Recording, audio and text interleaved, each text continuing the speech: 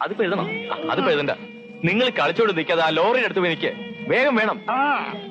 ചെല്ലേ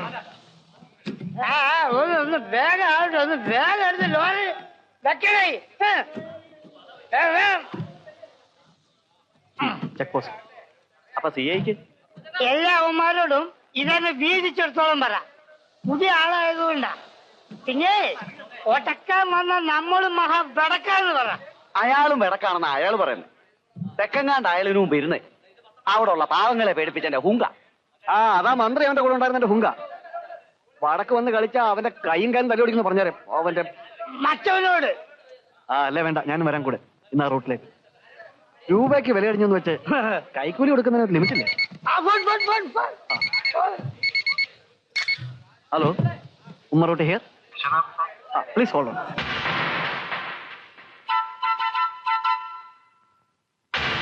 hello, I am Nagayya sir. Good evening. An important information. Victor D'Souza is sent a load full of drugs to Velurite. The tempo van will pass through your area around 1 AM. ആ number എന്ന് പറഞ്ഞ വണ്ടിയുടെ KRH 6120.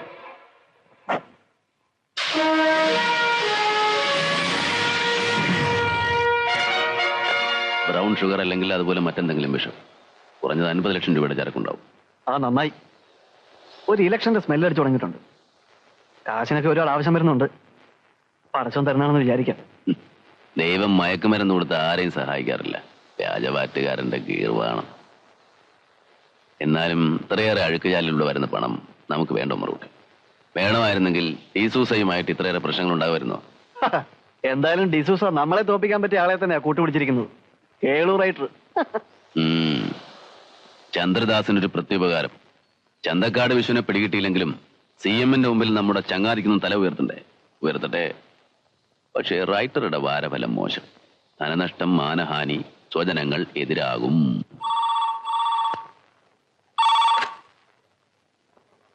Hello.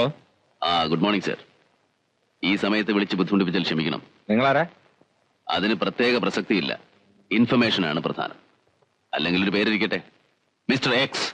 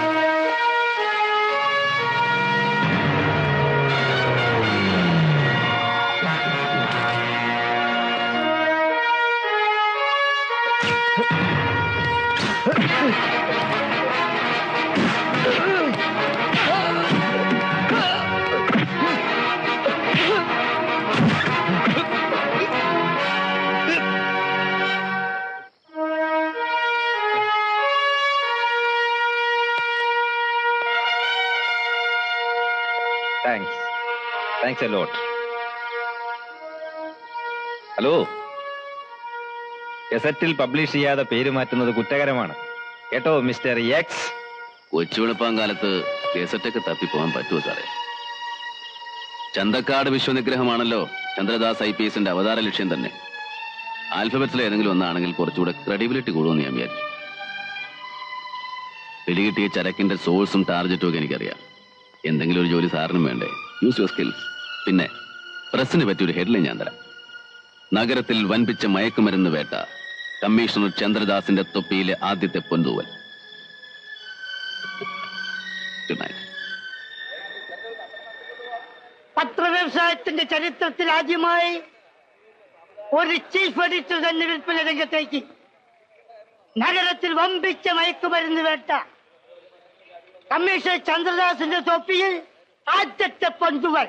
നഗരത്തിൽ വമ്പിച്ച മയക്കുമരുന്ന് വേട്ട, commissioner ചന്ദ്രദാസിന്റെ തൊപ്പിയിൽ ആദ്യത്തെ പൊന്തൂവൽ. അയ്യോ എല്ലാം പോയേ, അയ്യോ എല്ലാം പോയേ, എന്റെ സകലതും പോയേ. എന്തായി കാണിക്കുന്നേ? അയ്യോ നെഞ്ചത്തടിക്കല്ലേ? അയ്യോ അടിക്കല്ലേ എന്ന്? അയ്യോ ഒന്ന് പതുക്കെ നിലവിളിക്കണ്ട മനുഷ്യനെ. പുറത്തു നിൽക്കുന്ന ആൾക്കാർ കേൾക്കും, അവരൊക്കെ അറിയുമെന്ന്. എല്ലാരും അറിയട്ടെ, എനിക്ക് ഇത്തിരി വിഷം കലക്കിട്ടായോ. എന്റെ 1.5 കോടി പോയേ, എനിക്ക് മരിക്കണം വക്കീലേ. ഇതെന്തൊരു പാടായത്. എനിക്ക് എന്നാ ഇടി ഇടിച്ചിടിച്ച് ചങ്ക് വെള്ളവാക്ക്. പഴയ ആത്മ ഇളകി ചാവട്ടെ. കണ്ടോ കണ്ടോ, ഞാൻ പറഞ്ഞില്ലേ വാ ഇവിടെ, ഇവിടെ വരാൻ. ഇരിക്കവിടെ. അയ്യോ അയ്യോ എനിക്കിനി ജീവിക്കണ്ട.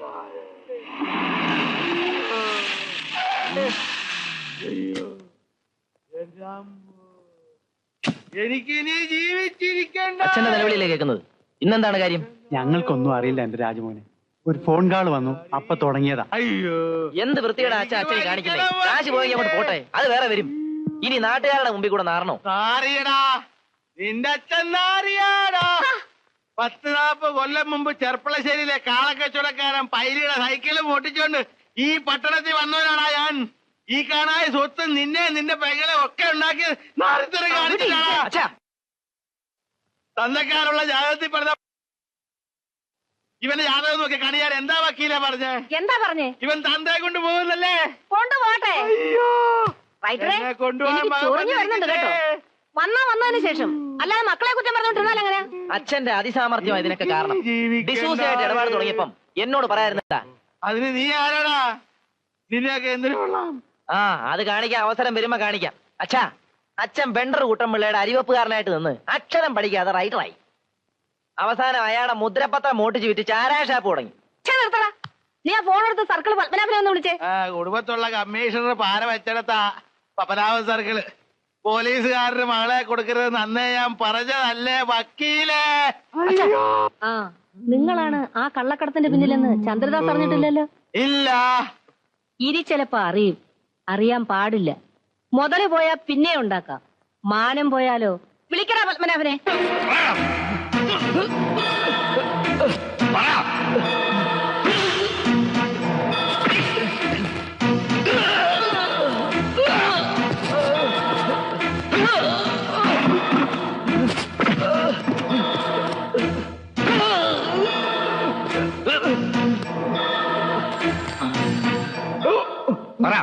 ആർക്ക് വേണ്ടിയാ കൊണ്ടുവന്നേ? Sir,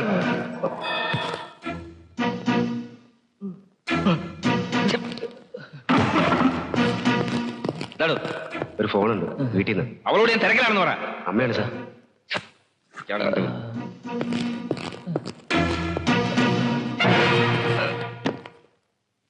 hello. ഹലോ, അമ്മയാ മോനെ. കൺഗ്രാജുലേഷൻസ്. പത്രത്തിൽ കണ്ടാ ഞങ്ങളൊക്കെ വിവരം അറിഞ്ഞത്. Thank you. ഞാൻ എല്ലാം പറയാം സാർ. നീ ഒന്നും പറയാൻ പാടില്ലെന്നാണ് മുകളിലെ ഓർഡർ. ഏതായാലും നന്നായി. സാമർത്ഥ്യം തെളിയിക്കാൻ പറ്റിയല്ലോ. അല്ലെങ്കിൽ പിന്നെ രാഷ്ട്രീയക്കാര് പറയവേ അച്ഛന്റെ സാമർത്ഥ്യം കൊണ്ടാ മോനെ ഇങ്ങോട്ട് വരുത്തിയത്.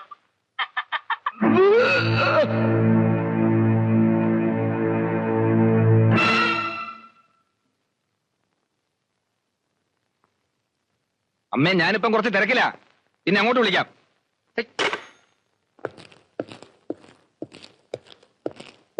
ദാ. ദാ. പത്മനാഭൻ, സാർ. കുറച്ച് വെള്ളം. ഓ.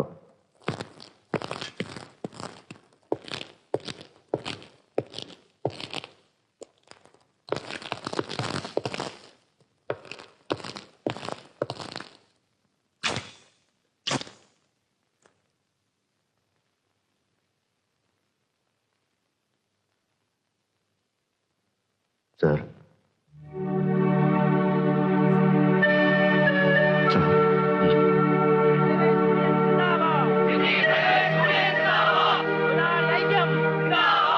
അന്യായമായ തടങ്കൽ വെച്ച് ഡ്രൈവറെ മോചിപ്പിക്കുക, അവസാനിപ്പിക്കുക, സിറ്റി കമ്മീഷണർ നീതി പാലിക്കുക, സിറ്റി കമ്മീഷണർ നീതി പാലിക്കുക, പോലീസിന്റെ ഗുണ്ടായുസം അവസാനിപ്പിക്കുക, പോലീസ് മർദ്ദനം അവസാനിപ്പിക്കുക.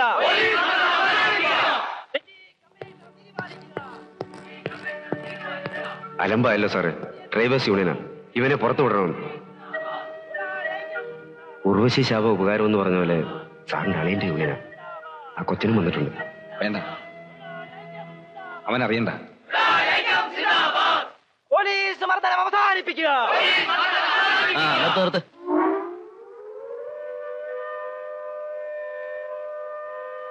സിറ്റി കമ്മീഷണർ നീതി പാലിക്കുക, പോലീസ് മർദ്ദനം അവസാനിപ്പിക്കുക. ആ ഡ്രൈവറെ അങ്ങ് വിട്ടു തന്നേക്കും.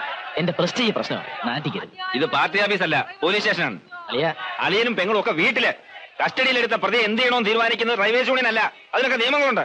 നിയമം നിങ്ങൾ എന്നെ പഠിപ്പിക്കണ്ട, വക്കീലിനെ കൊണ്ട് തന്നെ വന്നേക്കുന്നത്. സാധ്യമല്ലെന്നല്ലേ പറഞ്ഞത്? പ്രതിയെ മജിസ്ട്രേറ്റിന് മുന്നിൽ ഹാജരാക്കും. വേണേ നിങ്ങൾക്ക് അവിടുന്ന് ജാമ്യം എടുക്കാം.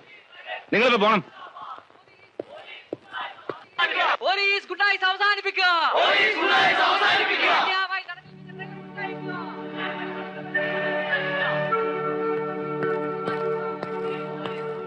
സാർ, ഉപദേശിക്കാണെന്ന് വിചാരിക്കരുത്. സാർ ചെയ്തത് ശരിയായില്ല. പിന്നെ എന്ത് ചെയ്യണം? ഈ ശവം എടുത്ത് അവന്റെ മുന്നിലോട്ട് ഇട്ട് കൊടുക്കണോ? സാറൊന്ന് പതുക്കെ. പ്രതി മരിച്ച വിവരം ഇവിടുത്തെ പോലീസുകാർ പോലും അറിഞ്ഞിട്ടില്ല. അവരറിയാനും പാടില്ല. വിശ്വസിക്കാൻ കൊള്ളാവുന്നവരല്ല സാർ. ആ രാജുമോനെ അകത്ത് വിളിച്ച് നമുക്കുള്ള വിവരം പറയാം. സാറിന് ഒരു കയ്യബദ്ധം പറ്റിയതാണേലും ജനങ്ങൾ അറിഞ്ഞു വരുമ്പോ സംഗതി കൊലപാതകമാകും. ഇവന്മാർ ഈ ബഹളം തുടർന്ന ഇവിടെ ആള് കൂടും, കുറെ പത്രക്കാർ വരും.